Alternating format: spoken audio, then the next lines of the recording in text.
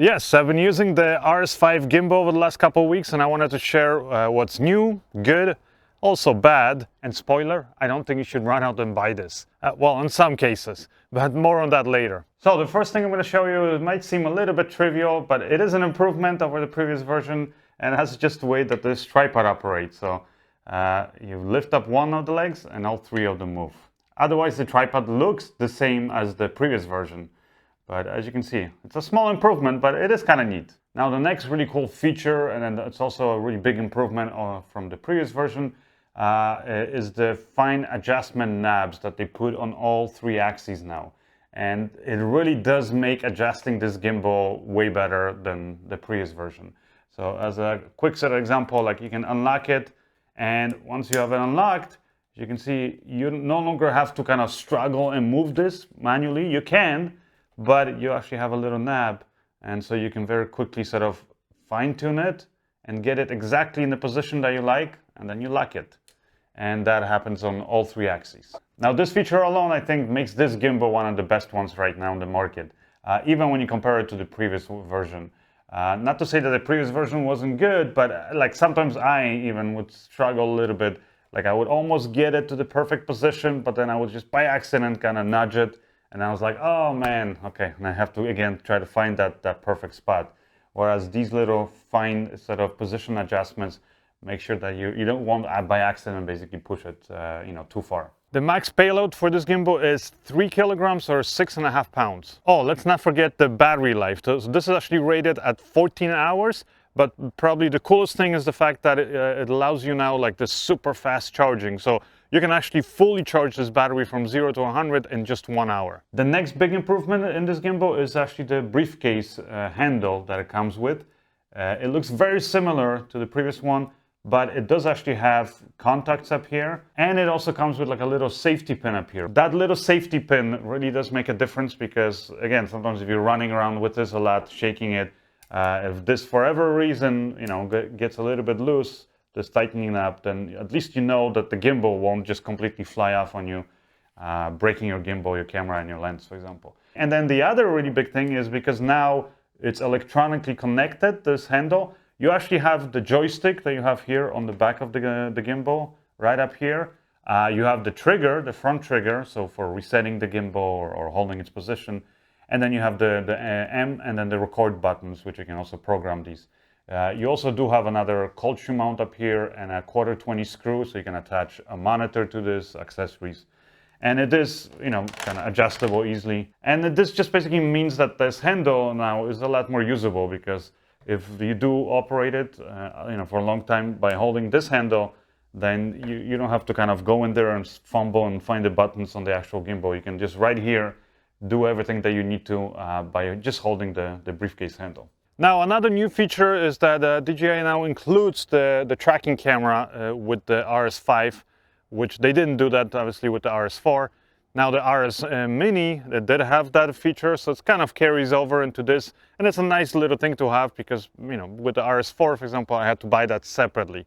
Now, they also say that it has improved tracking modes. Now, in my experience, though, I haven't really seen a big difference or really an improvement in the tracking. Now, when it comes to tracking a person, then yes, I mean, it does a really good job. But again, it does it, I would say, as good as it did with the RS4 or the RS Mini gimbal. But it does actually have a few other modes now. So it will basically recognize other objects, for example, like cars, or animals. But those two, in my experience at least, it's not really that good. Like it's gonna recognize the objects, but not all the time. Like a lot of times, like something as simple as following my dog, it wouldn't, like when my dog would sit down, it couldn't recognize that it's an animal. With cars, I found it pretty much always recognizes a car, and it just does a little sort of a selection on the screen, and you tap it, and it will start tracking that object or that animal for you. Now, I found two issues with the ActiveTrack. First is that it always gets confused if you have more than one object.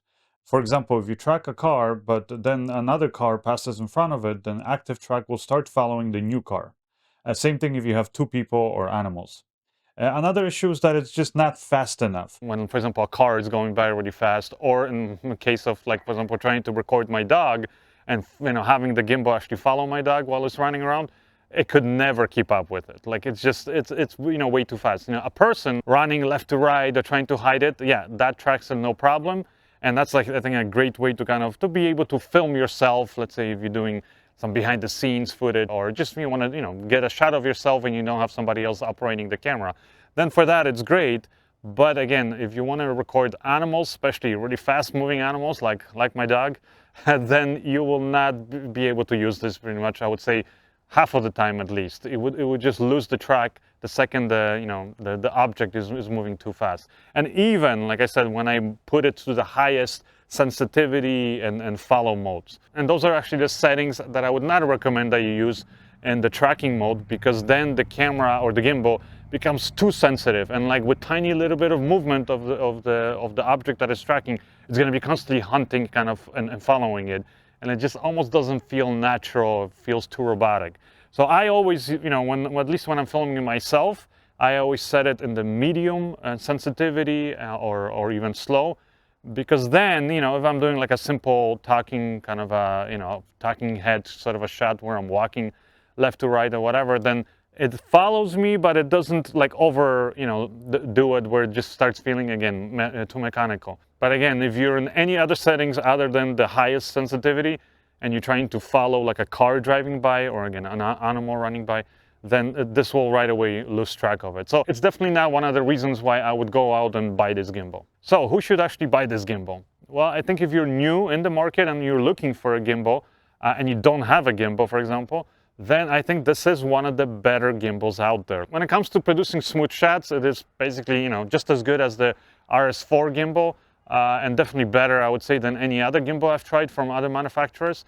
And also when it comes to the ease of use, it's again just as user-friendly, and it has, you know, allows you quickly to customize all your settings and stuff like that, just like with the RS4 gimbal. So again, if you don't have a gimbal right now, you're looking to get one, then I would just say, you know, just go for this, unless you're going to need to carry a bigger payload, so, you know, bigger than 6.5 pounds or 3 kilograms. And the reason is because, again, if you need to carry a bigger package, then you probably want to get the RS4 Pro, because that has a bigger payload, and that's the one, really, the gimbal that I'm going to keep.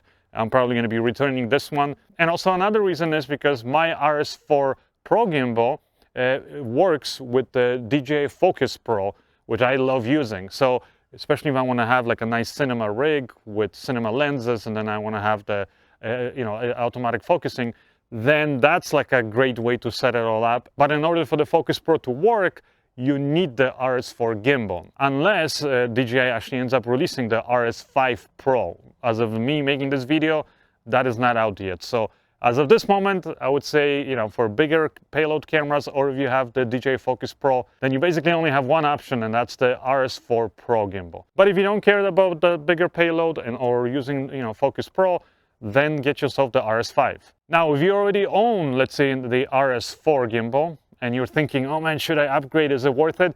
I would say it's not. I mean, you know, are there improvements? Yeah, like I said, the little tripod improvement, those fine, you know, knob adjustments, those are nice. But otherwise, you know, like the tracking, there isn't really a big thing about tracking, and you can obviously buy yourself the tracking camera module for the RS4 gimbal. So, you know, unless you have a lot of money and you really don't care about it, then yeah, I guess just go and buy another gimbal. But if you want to stretch your dollar and you're happy with your RS4 gimbal, then just keep it. I don't think it's worth upgrading. Now, there is one more feature that they've added, and that's this Z axis kind of, you could say, a tracker. So as you're walking with it on the back of the screen here, you're going to see the Z axis, and it will basically show you whether as you're walking, whether the gimbal's bouncing up and down a lot. So that's your Z axis. And that is actually a cool little, I would say, functionality. I just don't know how much you're going to be really using it. And I say that because, you know, first of all, as you get really good using a gimbal, any gimbal, not just this one, you're going to kind of learn to walk, you know, sort of like the ballerina, or some people call it like a ninja walk, right? Where you're not so bouncy. You kind of, you know, your hips and your body basically kind of stays at the same thing, and you're kind of taking all of that, you know, you take careful steps to make sure that you're not adding a lot of bounce and the up and down movements. So, you know, once you're going to learn that, it just becomes second nature when you're operating the gimbals. But I guess if you're starting out with a gimbal, you're not aware of that, then it's nice to have that in there, and this way you can kind of walk with it, and we'll show you basically like, oh man, you're like really, you know, going crazy with this. And then as you start kind of balancing and keeping the gimbal steady on the Z-axis, it will kind of show you that you're staying in that green sort of area, green zone. Now, why is it not something that you're, well, at least I don't think you're going to be using it a lot, is because, well, for me even, like I said, I know this already, so I already walk pretty smoothly with my gimbals. But another thing is that when I'm actually operating a gimbal, I'm busy, basically concentrated looking at the screen of my camera, and I want to know that my framing of my shot looks good. So I don't have time, like basically looking up here and then like looking at this, and like again, your eyes are preoccupied here, and if anything, looking at, you know, like making sure you don't trip on something as you're walking. Maybe it's a cool feature for new gimbal operators who are learning. Then you can kind of walk with it, watch the screen, and kind of get it to a point where you're carrying the gimbal in a nice, smooth way. But after that, I don't think you're going to use it. Now, you could, I guess, say, well, when you got an object that's being tracked with the camera here, the tracking module, then it could be useful. And yeah, I guess you could do it then. But again, even then, I'm always kind of checking the camera. So that's why that's like a feature. I would say it's not bad to have it, but it's not something I would, you know, run out and be like, oh my God, I need to get this gimbal because of that feature. If you guys like this video, definitely let me know in the comments below and hit that like button. And definitely check out my previous video where I actually use a DJI gimbal together with a robotic dolly to create my personal robot camera assistant that's able to film me when I don't have, for example, a camera operator with me. Really fun video. Anyways, that's it for this one. I'll see you guys in the next video. Bye!